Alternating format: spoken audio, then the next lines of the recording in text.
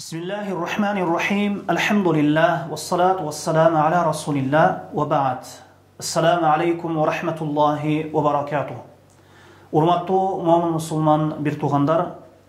Mına hazır biz Allah nasip kılıp Muharram ayında turabız. Bul Muharram ayı Allah'tan ayı bolup sanalat. Mına oşunduktan Muharram ayı jana mına oşul aydağı Aşura gününe baylanıştı. Bir neçe paydalarda aytı ötsün. Birinci payda bul Muharram ayı Allah'tan ayı. Muharram Hicri yıldın birinci ayı. Birinin ardından biri kele turgan soğuş aram kılıngan 3 aydın akırkısı. Zulqada, Zulhicce, Cana Muharram, kiyin Racab. Allah Teala Tavba suresinin 36. ayatında bu turalı mınday deydi. İnna iddeteş şuhuri indallahi 12 şehran fi kitabillah. يَوْمَ خَلَقَ السَّمَاوَاتِ وَالْأَرْضَ مِنْهَا أَرْبَعَةٌ حُرُمٌ. Şındığında aylardın sanağı Allah'tan aldığında Allah asmanlar jana жерди жараткан күнүндө белгилеп койгондой 12 ay. Alardan төртөөсү soğuş aram kılıngan aylar. Hadiste aytılat albatta zaman Allah asmandardı жерди жараткан күндөгү көрүнүшүндө bolgondoy tartipli süretте aylanıp turat. Jıl 12 aydan turat. Alardın төртөөсү soğuş aram kılıngan aylar bolup, üçөөsü, mına uşul soğuş aram kılıngan aylardın üçөөsü birinin ardından biri kelet. Zulqada, Zulhicce, Cana Muharram. Zulqada ayı bütse Zulhicce ayı baştalat. Zulhicce ayı bütse Muharram ayı baştalat. Alim Racab bolsa Cumada Thani Cana Şaban arasındağı ulu ay bolup sanalat. İkinci bir paydası uşul aydın faziletlerin biri Peygamber sallallahu aleyhi ve sellem bul aydı Allah'tan ayı dep atadı. Al kişi aydı Allah sözünü izafa kılıusu, mındaş aytkanda Allah sözünü koşup aytuusu, mına uşul Muharram ayının ululuğuna, faziletlülüğüne, şarapatlılığına dalalat kılat. Üçüncü bir paydası, kebir ulamalar Muharram ayını soğuş aram kılıngan aylardan en abzeli dep esepteşet. Hasan Basri rahimahullah soğuş aram kılıngan aylardan en abzeli Muharram ayı deydi. Cana Allah cildi soğuş aram kılıngan ay menen başladı. Cana soğuş aram kılıngan ay menen bütürdü. Allah'tan aldığında yıl içinde Ramazan'dan keyin Muharram'dan abzilerek ay yok. Bu üçüncü bir paydası. Yemi dördüncü paydası Muharram ayının abzeli algaçkı 10 günü. Abu Osman Nahdi rahimahullah aytat, ötken salafı salihinler 3-10 günlüktü ululaşat ele. Ramazan'dan akırkı 10 gününü, Zulhicce'nin algaçkı 10 gününü, Cana Muharram'dan algaçkı 10 gününü. Beşinci paydası Allah Teala soğuş aram kılıngan aylarda bir nefske, mındaş etkanda bir canga zulüm kılıudan kaytarıp فَلَا تَظْلِمُوا ف۪يهِنَّ اَنْفُسَكُمْ al aylarda soğuş aram kılıngan aylarda bir canga zulüm kılbağıla dep Allah Teala zulümden kaytardı.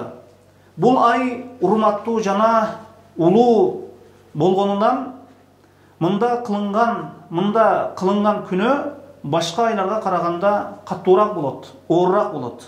Katada rahimahullah aytat, zulüm kıluu bardık avallarda çoğun günü bolsa da soğuş aram kılıngan aylardağı zulümdün künösü başka aylardağı zulüm künösünün çoğurak.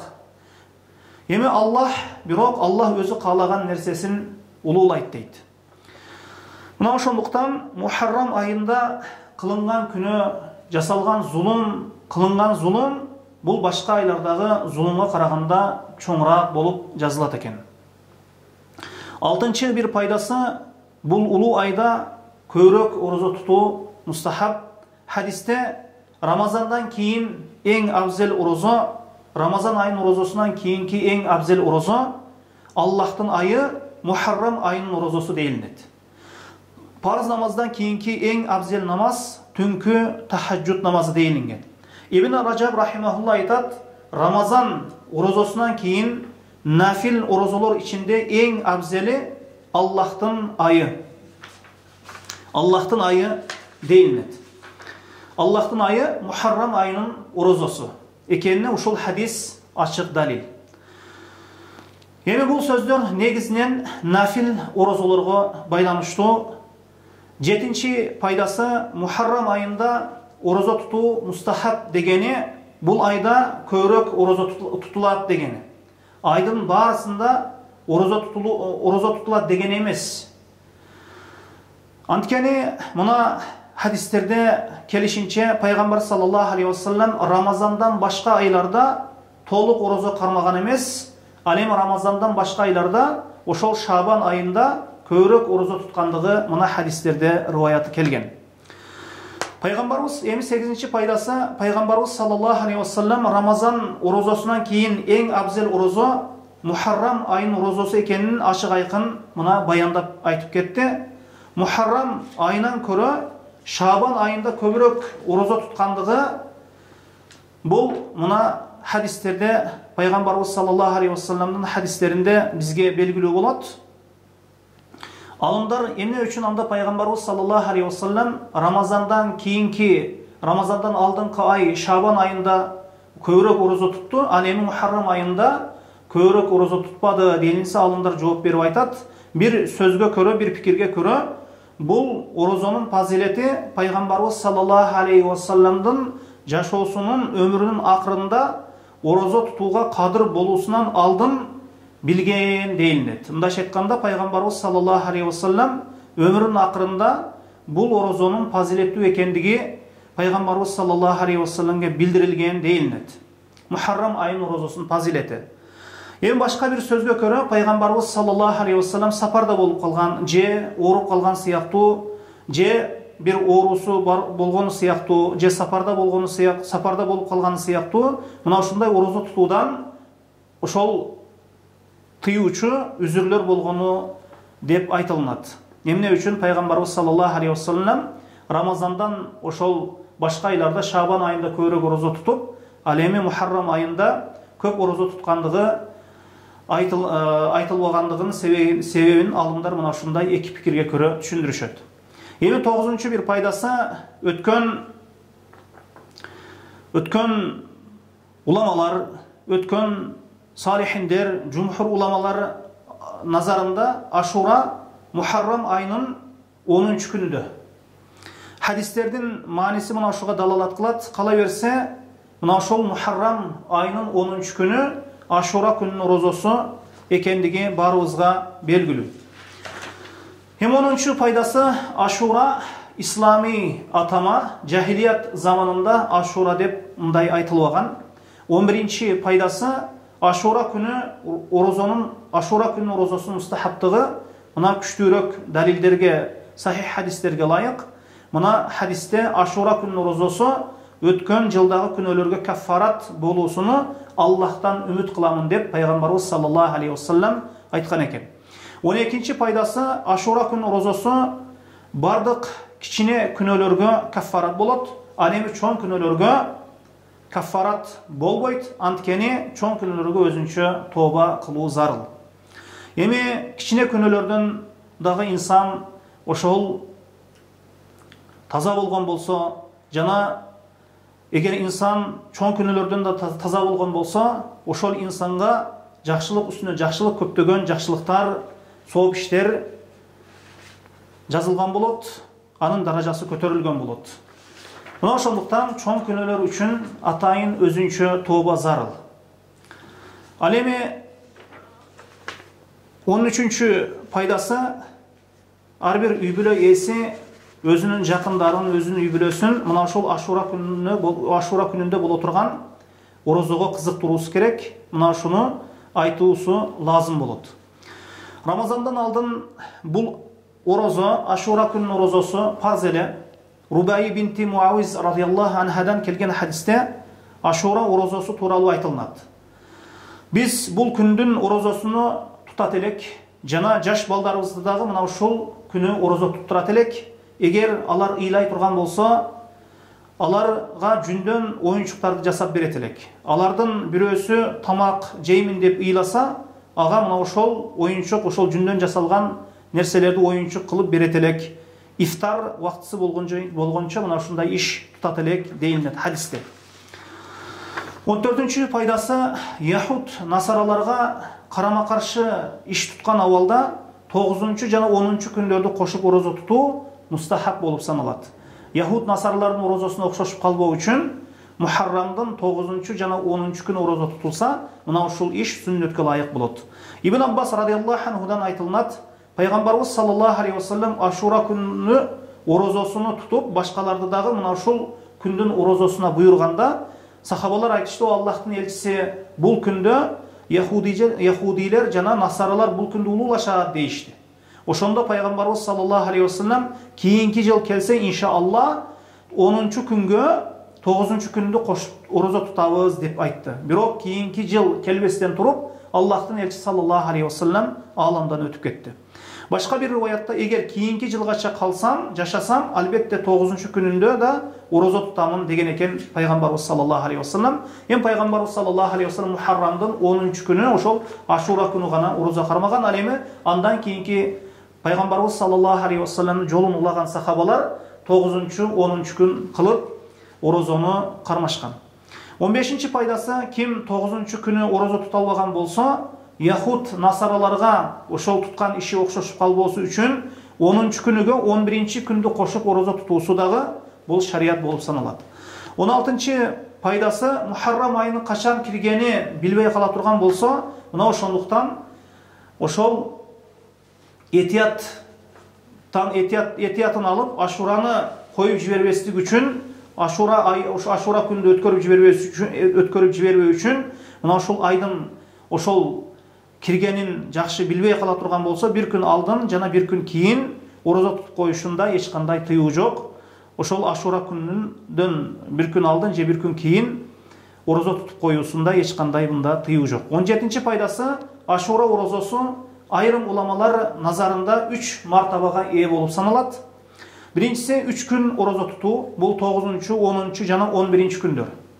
Бул тууралуу келген хадис заиф хадис болуп саналат.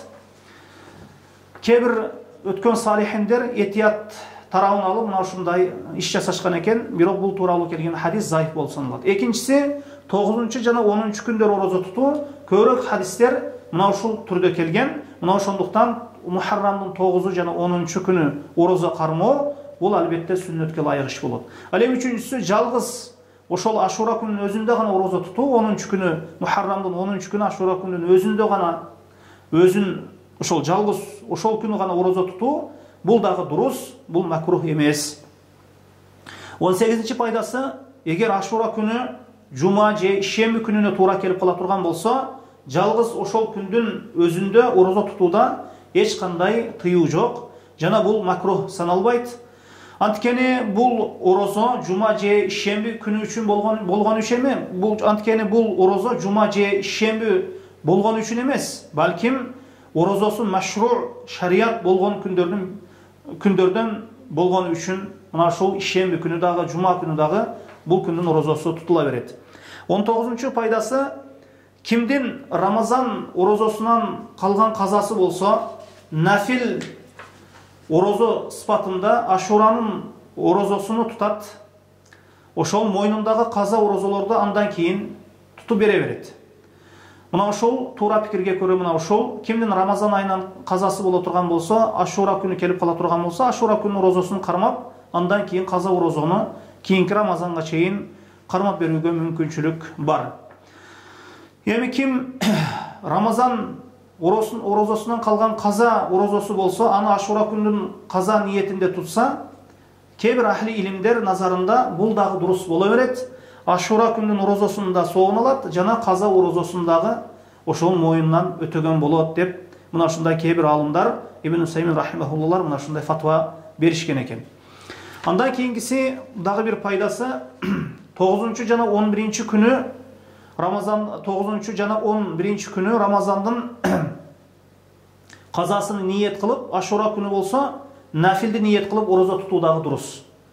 Ошол Рамазаннан қалған қаза оразасы болып отырған болса, Мухаррамның 9-11 күні тұтып, анем 10 күні Ашураның ошол Ашура оразасын нафиліне ошол ниет қылып ораза тұту дағы дұрыс. Бұл мәселеде ишкенен болып саналады. Эми 22-ші пайдасы мусапыр. Егер аға машақат болбосо, Ашура күні ораза тұтусы, Ашура күнде ораза тұтусы дұрыс. Хайз же нифас аял, нифас келген, етеккері келген аялдар, нифас бұл төрөптен кейін келе тұрған қан. Мына ушул мындай авалдағы аялдардағы мына ушул Ашура оразасын қазасын тұтып берүүсү шарият эмес. Шарият эмес. Андан кийинки дагы бир пайдасы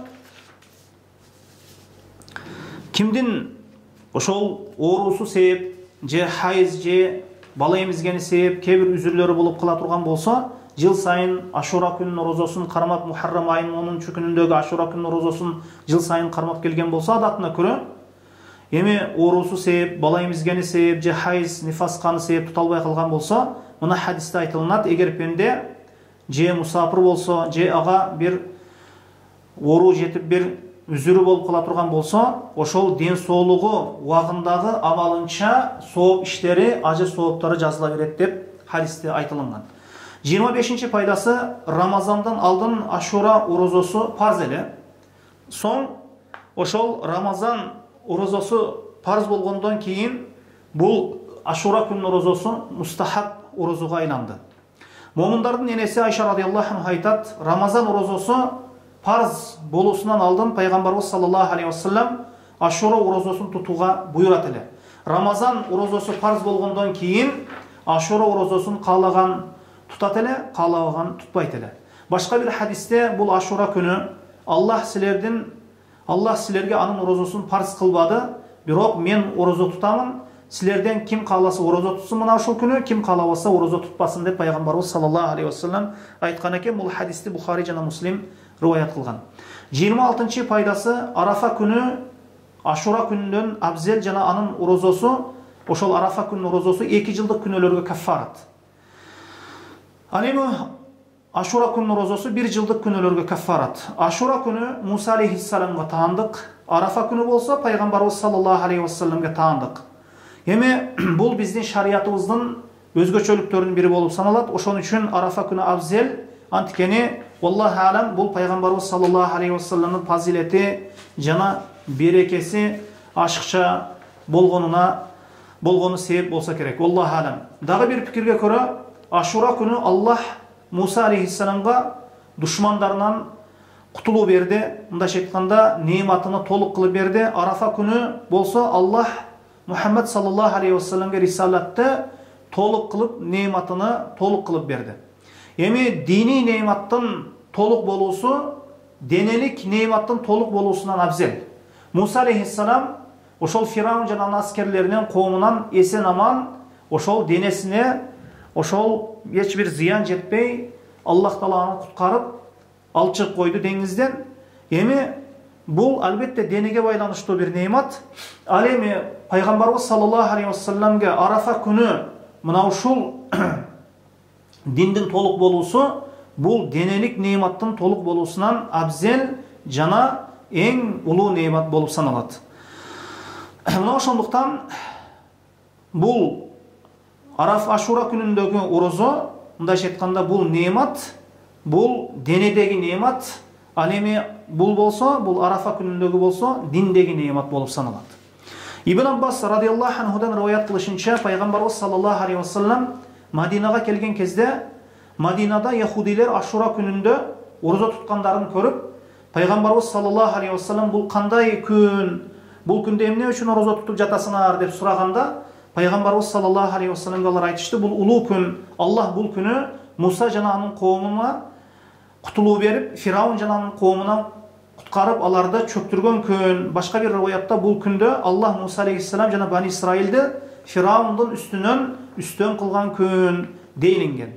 Мына ошондуктан Муса алейхиссалам Аллахка шүгүр келтирип, бул күн ораза тутту, ошондуктан биз ораза тутуп жатабыз деп айтышканда, ошондо пайгамбарыбыз саллаллаху алейхи вассалам Мусага силерден көрө биз жакыныракпыз, акылууракпыз деп пайгамбарыбыз саллаллаху алейхи вассалам ошол күнү орозо кармап, башкаларды дагы орозо кармоого буйурду. Эми 28-чи пайдасы Ашура күнү бизге мусулмандар дайыма мына ушул жакшылыкты бири-бирибизге бөлүшүбүз керек. Эми азыркы кезде бир жамандыктагы бир орундан бир орунга аябай тез жетет, жакшылыктагы бир орундан бир орунга аябай тез жетет. Мына ошондуктан мына ушул жакшылыкты башка бирөөлөргө дагы каалап коюубуз керек экен. Анан 29-чу, бул 28-чи пайдасы, 29-чу пайдасы Ашура күнү Аллах Таалага шүгүр кылуу жана ал заттан мындайча айтканда жеңиш суроо, мына ушул дагы көп дуа кылуу, мына ушул дагы шарият экен. Эми 30-чу, бул 29-чу пайдасы, 30-чу пайдасы Ашура күнүн улуулоо жахилият заманында дагы атактуу эле. Айша радыйаллаху анха айткандай, алар ошол мушриктер бул күндү улуулап орозо тутушат эле, жана бул күнү Каабага, ошол Каабанын материалын үстүнө жаап турган материалды жабышат эле. 31-чи пайдасы Ашура күнү Аллахты улуулоо, Аллахтын берген неиматына шүгүр келтирүү, жана ошондой эле Аллах Таала пайгамбарларыны ошол душмандарынан куткарып, пайгамбарларына жеңиш берген күн. Бул Муса алейхиссаламдын тарыхында бизге белгилүү. Мына ошондуктан мына ушундагы жакшы билип алайлы. Андан кийинкиси 32-чи пайдасы, кээ бир адамдар Ашура күнүнө ошол хастап, таандык кылып көп бидааттарды өздөрүнө чыгарышып алган. Эми айрым бидаат ээлери Хусейн радыйаллаху анхунун өлүмү Ашура күнүндө болгон үчүн мына ушул күндү матаан тутушуп, ошол кайгы капага батышып, кийимдерин айрышып, жүздөрүн тытышып, ар кандай чынжырлар менен арттарын урушуп, бычактар менен денелерин кесишип, мына ушундай шариятка дал келбеген, ислам буйрбаган мына ушундай иштерди жасашат. Бул албетте жахилият иштеринен болуп саналат. Хадисте кимдин башына бир мусибат иш түшсө, анан ал жүзүнө уруп, кийимдерин айрып, жахилият сакындыларынан бир иштерге чакырып киши дейт. Мына ушундай жахилият заманында жасаган иштерди жасап, ошол кайгы матаамга батып, ошол жүздөрүнө уруп, кийимдерин айрып, жана жахилият сыркындаларына чакырган киши бизден эмес дейилген.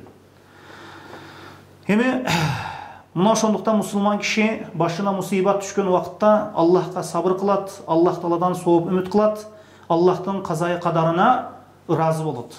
33-чү пайдасы, бул күндө шайтан көпчүлүк адамдарга ошол кээ бир бидаат иштерди кооздоп, ошол шарияттан алыстатып, аларды момундардын жолунан алыстатканга аракет жасайт.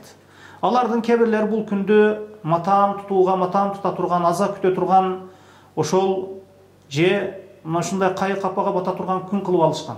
Ал эми кээ бирлери болсо мына ушул күнү ыр айтышып, жана кээ бирлери майрам кылышып, ошол ар кандай түрдүү быштыктарды бышырышып, мына ушул күндү майрамга айландырышып алган.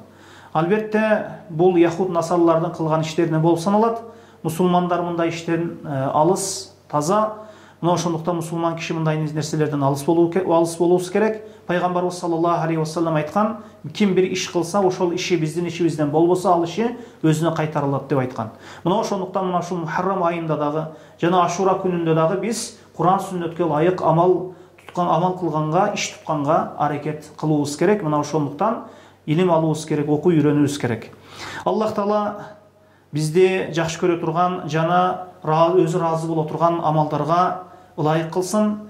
Аллах Таалага көптөгөн чексиз мактоолор болсун. Аллаху алам, саллаллаху аля Мухаммадин ва алейхи ва сахбихи ва саллам.